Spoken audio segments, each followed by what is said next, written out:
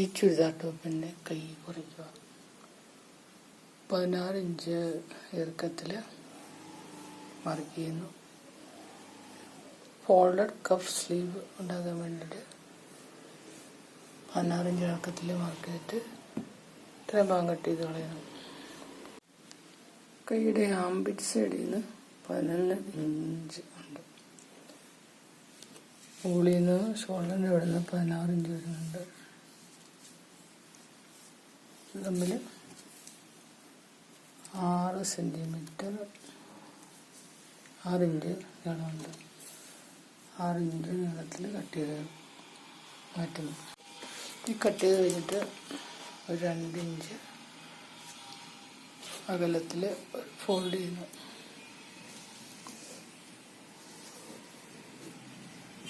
രണ്ടിഞ്ചിന് പിന്നെ 1 ഇഞ്ചിൽ ഫോൾഡ് ചെയ്യുന്നുണ്ട്. അകത്തേക്ക് ഫോൾഡ് ചെയ്യാം. ഇത് പുറവശമാണ്, പുറത്തെ സൈഡ്, അകത്തെ സൈഡ്.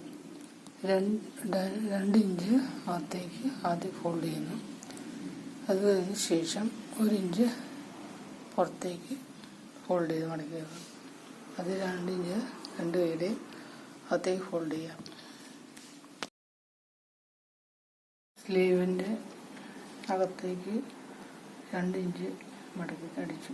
ഇതാത് ഞാൻ സൈഡ് അരികൊന്ന് അടിച്ചതാണിത്. ഈ കാണും, ഇതിപ്പം പുറമാണ്, ഇതാകമാണ്.